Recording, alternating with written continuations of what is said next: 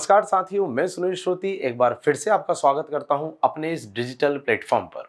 दोस्तों, हमारी offline classes के दौरान जब भी कोई विद्यार्थी क्वेरीज के लिए आते हैं तो उन विद्यार्थियों को हम एमपीपीएससी के बारे में कुछ बेसिक बातें बताते हैं। उन्हीं बेसिक बातों को लेकर आज मैं अपना ये वीडियो आपके लिए लाया हूं। दोस्तों, इसके अंतर्गत हम 3 बिंदुओं पर ध्यान देंगे। नंबर 1, एमपीपीएससी के सिलेबस में या एमपीपीएससी में कुल कितने स्तर हैं। नंबर 2, एमपीपीएससी के अलग अलग स्तरों में किन सब्जेक्ट्स को हमें पढ़ना होता है। और नंबर 3 जो सबसे खास है, इन स्तरों में और इनके सब्जेक्ट्स में आपस में रिलेशन क्या है।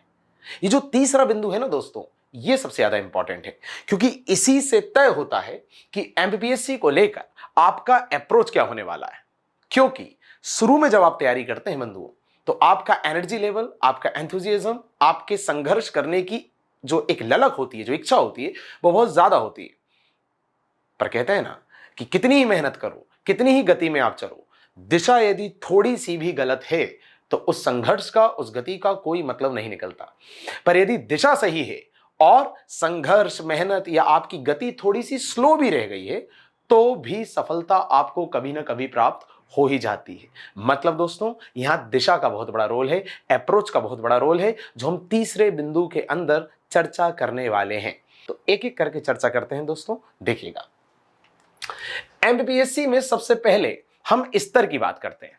तो जैसा कि आप जानते हैं कि एमपीपीएससी में कुल 3 स्तर होते हैं। पहले स्तर को बोलते हैं प्रारंभिक परीक्षा, दूसरे को बोलते हैं मुख्य परीक्षा मतलब मेंस एग्जाम, और तीसरे को बोलते हैं साक्षात्कार मतलब इंटरव्यू। ये बातें लगभग हर व्यक्ति जानता है जो सिविल सर्विस की फील्ड में आने वाला है या आना चाह रहा है। ओके, अब दूसरी बात कि किस स्तर में हमें कौन से सब्जेक्ट पढ़ने हैं। मैं सारे सब्जेक्ट पे डिटेल में नहीं जा रहा हूं। यहां पर मेरे स्ट्रेटजी वाले वीडियो में मैंने उस पर चर्चा की हुई है। मैं यहां सतही तौर पर आपको कुछ जानकारियां देने के लिए आज यहां आया हूं, जो कि बहुत ज्यादा जरूरी है। और जैसा मैंने कहा कि मेरी ऑफलाइन क्लासेस में मैं बच्चों को एडमिशन के पहले, क्वेरीज के दौरान ये सारी चीजें बहुत आवश्यक रूप से बताता हूं।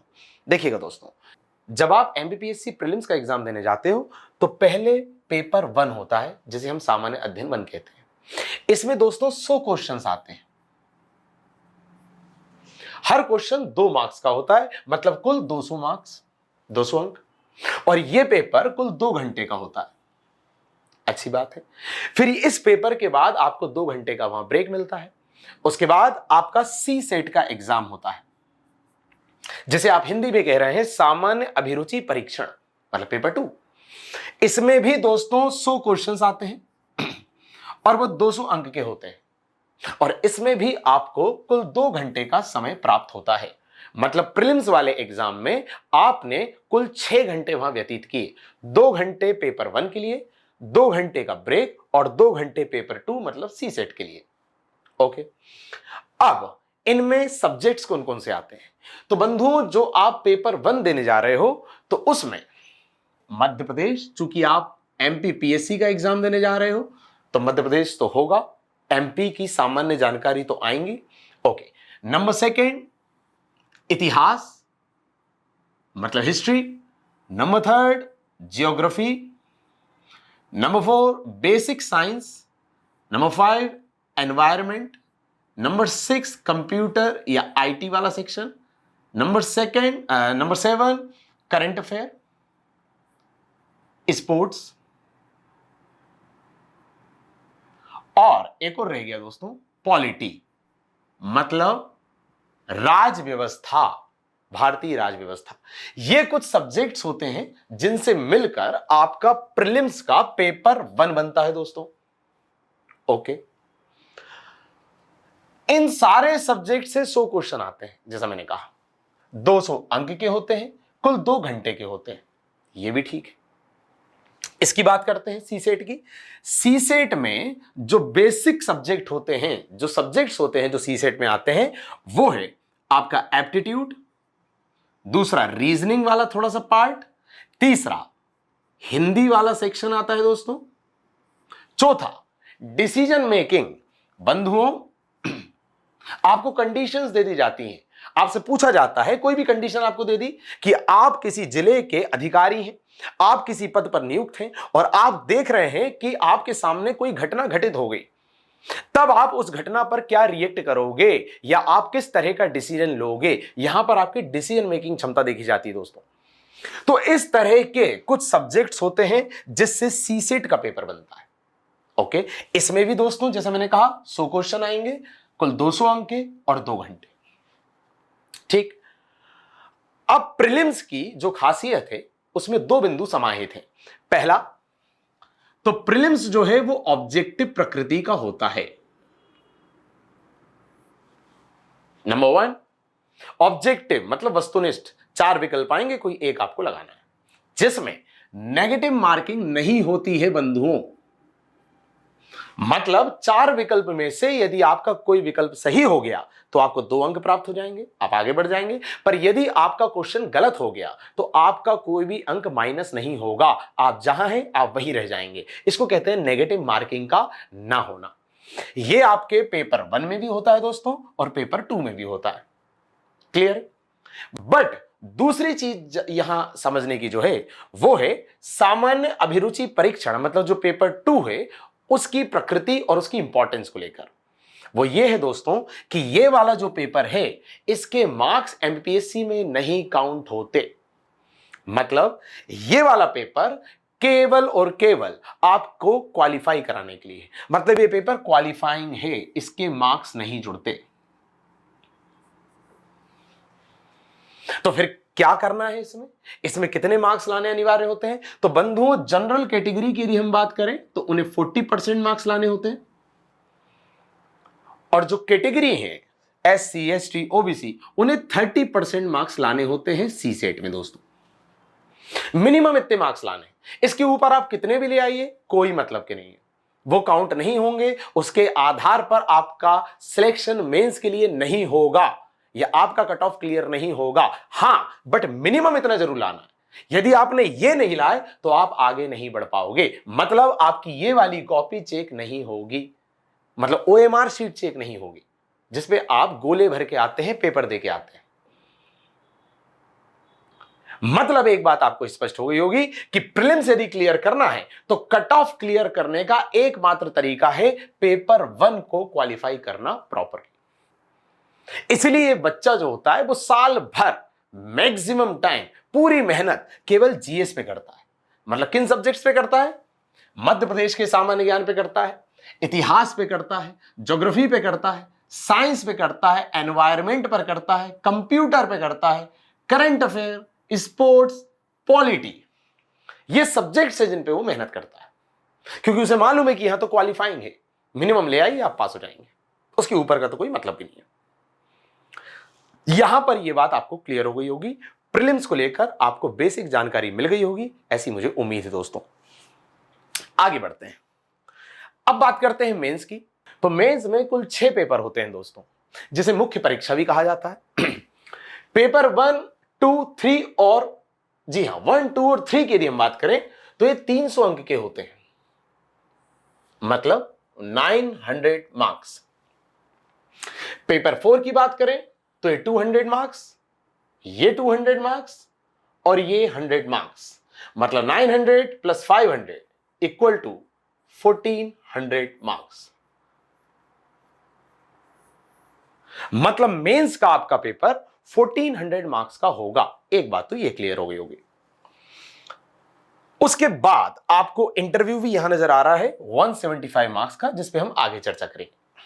जब पेपर देने आप जाएंगे तो किस पे कितना समय आपको मिलेगा? शुरू के 5 पेपर में दोस्तों आपको 3 घंटा मिलता है प्रति पेपर पे, और जो आखिरी का पेपर है मतलब निबंध लेखन का, उस पे आपको 2 घंटे का समय मिलता है। ओके, बट इन सब्जेक्ट्स में, इन पेपर में विषय कौन कौन से शामिल हैं और उनका प्रीलिम्स वाले के साथ क्या संबंध है दोस्तों, वो तीसरा बिंदु जिसकी मैं शुरू से चर्चा कर रहा हूं। हमें यह जरूर देखना है कि प्रीलिम्स और मेंस के सब्जेक्ट्स में रिलेशन क्या है। वहीं से तय होगा कि आपका सिविल सर्विस को लेकर अप्रोच क्या होना चाहिए। आइए चर्चा करते हैं।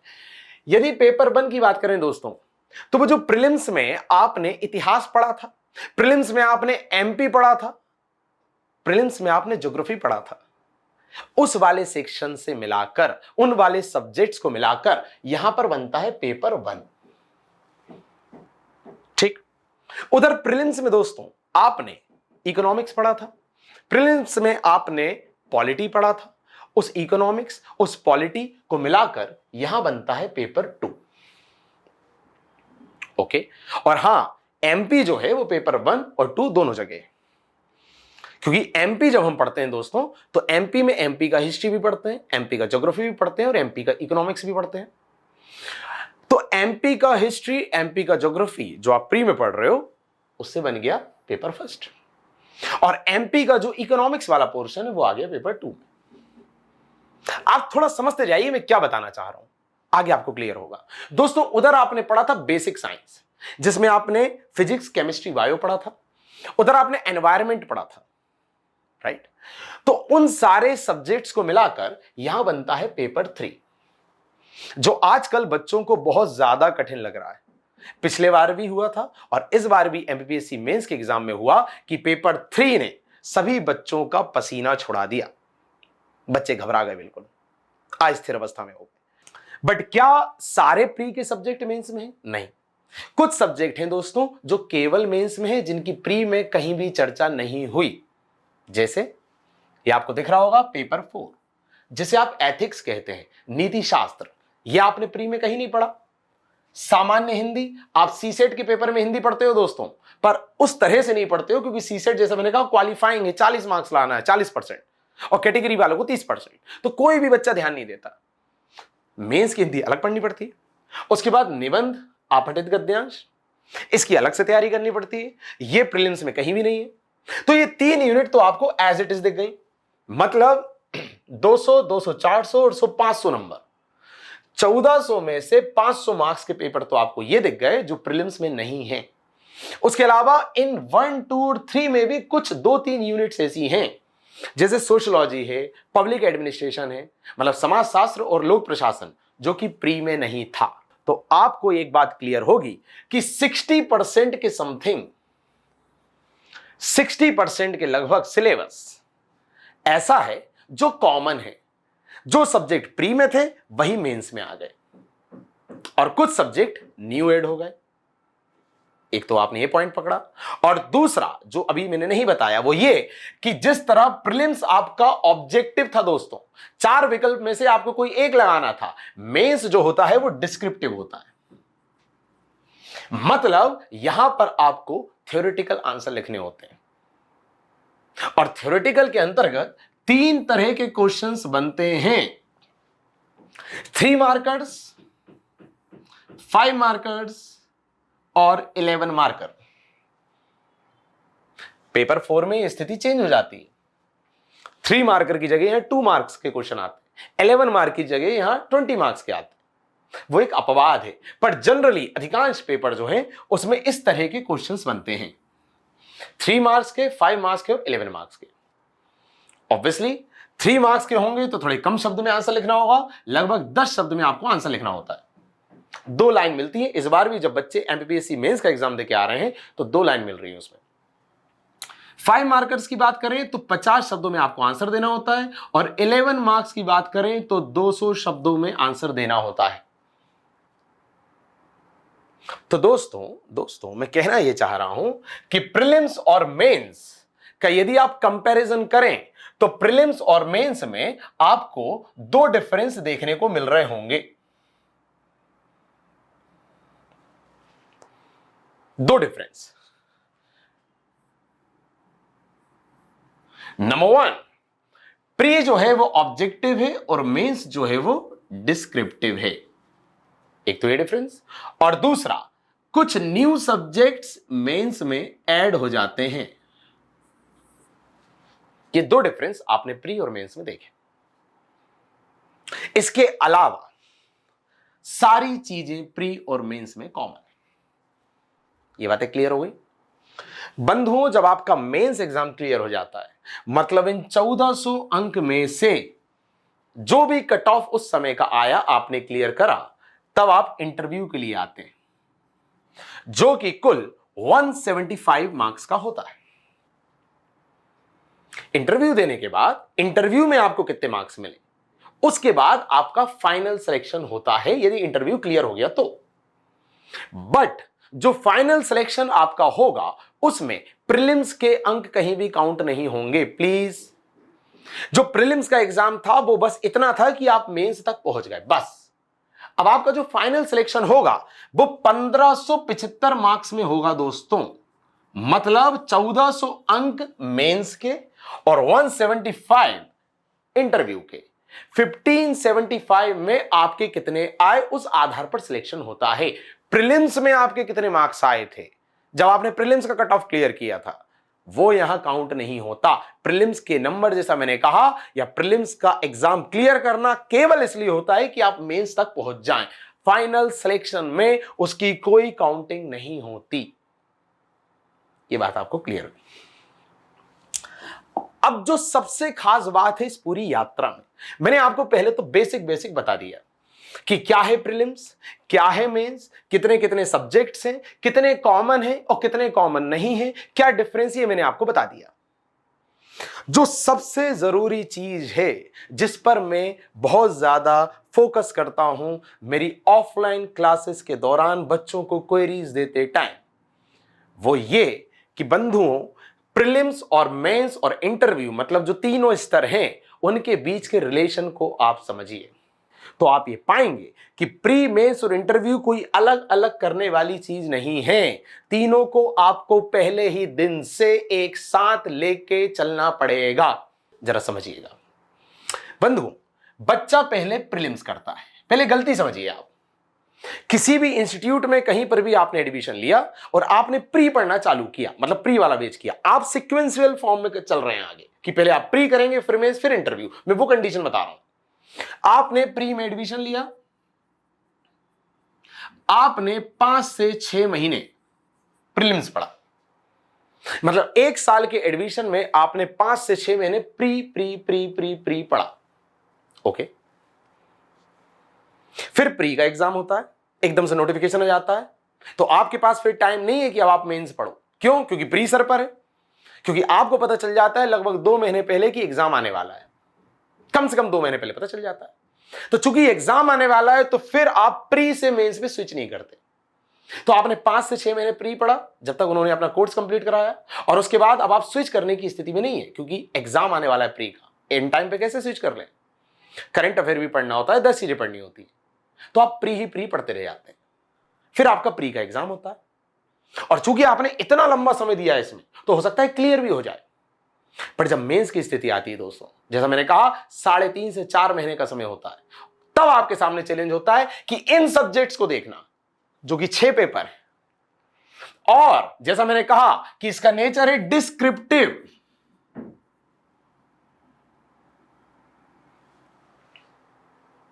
मतलब आपको थ्योरेटिकल पार्ट लिखना है, थ्योरी लिखनी है। आपने साल भर से पेन नहीं उठाया था दोस्तों आपने साल भर से टेस्ट सीरीज नहीं दी, लिखने की प्रैक्टिस नहीं करी, केवल लिमिटेड पढ़ाई प्री के हिसाब से।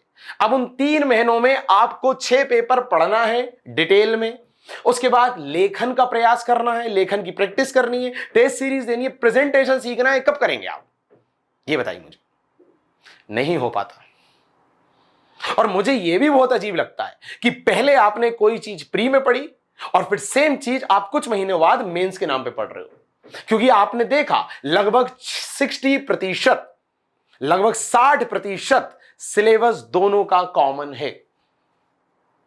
मैं भी इंटरव्यू की तो चर्चा ही नहीं कर रहा हूं। करना क्या चाहिए या मैं किस चीज को प्रेफर करता हूं दोस्तों? प्री मेंस इंटरव्यू कोई अलग चीज नहीं है।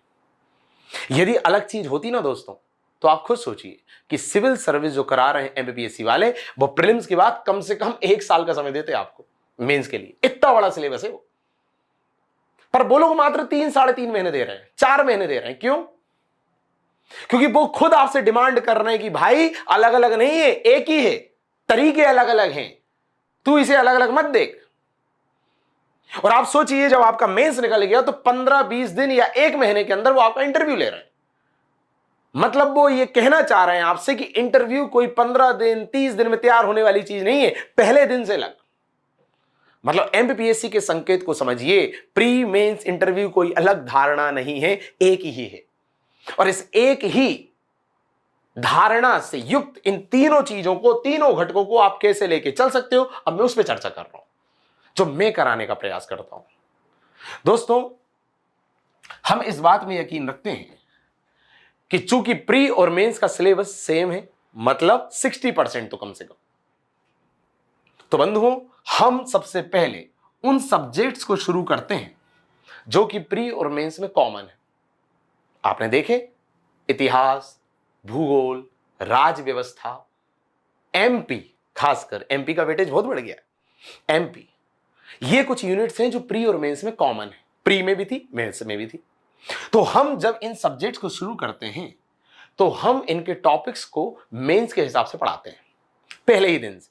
मतलब उदाहरण के तौर पर, यदि हमने हिस्ट्री नाम का सब्जेक्ट शुरू किया और हिस्ट्री में टॉपिक है सिंधु घाटी सभ्यता, मतलब इंडस वैली सिविलाइजेशन। अब सिंधु घाटी सभ्यता जब हम आपको पढ़ाएंगे तो हम सिंधु घाटी सभ्यता को मेंस के हिसाब से पढ़ाएंगे, डिटेल में पढ़ाएंगे, और पढ़ाते वक्त बताएंगे कि इस पर 3 मार्कर क्या बन सकता है, इस पर 5 मार्कर क्या बन सकता है या क्या बना है, और इस पर 11 मार्कर क्या बन सकता है या क्या बना है। मतलब सिंधु घाटी सभ्यता आपका मेंस के स्तर का तैयार हो गया। और अब आप मुझे बताइए कि जब आप किसी टॉपिक को डिटेल में पढ़ते हैं, मेंस के हिसाब से पढ़ते हैं, तो उसके अंदर के जो फैक्ट होते हैं, जो डेटा होता है, जो बेसिक इंफॉर्मेशन होती है, क्या वो ऑटोमेटिकली तैयार नहीं होती आपकी? बिल्कुल होती। मतलब आपका जो सिंधु घाटी सभ्यता है वो मेंस और प्री दोनों के हिसाब से एक साथ खत्म हुआ, और हम बकायदा कंफर्मेशन कराते हुए चलते हैं। मतलब जब टॉपिक अपनी क्लास में हमने खत्म किया मेंस के हिसाब से, खत्म करने के बाद उसमें बताया कि मेंस में क्या क्वेश्चन आ सकते हैं, उसके बाद बच्चों को प्री के नोट्स से टेली भी कराया कि देख लो प्री के सारे फैक्ट कवर हो रहे हैं इसमें। मतलब वो टॉपिक बच्चे का मेंस और प्री दोनों के हिसाब से फिनिश हुआ। और मंडे टू सैटरडे इस तरह से पढ़ाने के बाद जब संडे को हम बच्चे का टेस्ट लेते हैं, तो चूंकि हमने टॉपिक्स प्री और मेंस दोनों के हिसाब से खत्म किए थे, तो संडे के दिन, रविवार के दिन हम उसका जो टेस्ट लेते हैं टॉपिक का, वो प्री और मेंस दोनों का लेते हैं। मतलब उस टॉपिक पे 3 मार्कर, 5 मार्कर, 11 मार्कर जो बन सकते हैं उसका एक अलग पेपर बनाते हैं, और उसी टॉपिक पर प्रीलिम्स में क्या क्वेश्चन आ सकते हैं ऑब्जेक्टिव, उसका पेपर अलग बनाते हैं। तो बच्चा हर हफ्ते प्री मेंस दोनों के पेपर देता है। इससे क्या हुआ दोस्तों, जब ये सब्जेक्ट खत्म होंगे ना, तो मेरे बच्चों ने मेंस भी पढ़ लिया, प्री भी कवर हो गया, मेंस और प्री दोनों के टेस्ट भी दे दिए, प्रैक्टिस भी हो गई, लेखन का प्रयत्न भी हो गया, लेखन की प्रैक्टिस भी हो गई, कमियां भी जान ली, पॉसिबिलिटीज भी जान ली, कहां क्वेश्चन बन रहे हैं। और ये उसने किया साल भर। और जब प्रीलिम्स एग्जाम आ गया या प्रीलिम्स की डेट आ गई, तब इस पद्धति से थोड़ा बच्चे को हम अलग कर देते हैं। उसके बाद चूंकि सब्जेक्ट्स खत्म हो गए हैं, उसके बाद हम उन सब्जेक्ट्स के केवल जो प्री के नोट्स हैं उसे पढ़ने को से कहते हैं, लास्ट के 1.5-2 महीने। तो साल भर बच्चे ने क्या किया, साल भर उसने मेंस पढ़ा, साल भर उसने मेंस पे टेस्ट दिए, साल भर उसने मेंस की प्रैक्टिस करी। और चूंकि पहले दिन से वो मेंस पढ़ रहा था दोस्तों, तो पढ़ाते वक्त जो टॉपिक्स होते हैं उनको करंट से लिंक करना, उनकी रिलेवेंसी बताना, उनकी प्रासंगिकता बताना, उनकी उपयोगिता बताना, आज की दुनिया में उसे लागू करके बताना, ये जब क्लास में होता है पहले दिन से, तो बच्चे का एटीट्यूड, बच्चे की पर्सनालिटी, बच्चे का माइंडसेट, ये पहले ही दिन से तैयार होने लगता है। पर्सनालिटी कोई एक दिन में नहीं बनती दोस्तों, इस प्रक्रिया के तहत साल भर में, 2 साल में, 3 साल में तैयार होती है। और मेरा बच्चा प्री मेंस के बाद इंटरव्यू के लिए ऑलरेडी तैयार रहता है। इतना कुछ पढ़ रखा है उसने। जब वो हिस्ट्री पढ़ रहा था तो हिस्ट्री को उसने करंट से लिंक करके देखा था, आज की समस्याओं से लिंक करके देखा था। उसने अतीत में जब राजाओं को पढ़ा था तो आज के राजनेता किस तरह के फैसले ले रहे हैं उसने कंपेयर करना सीखा था।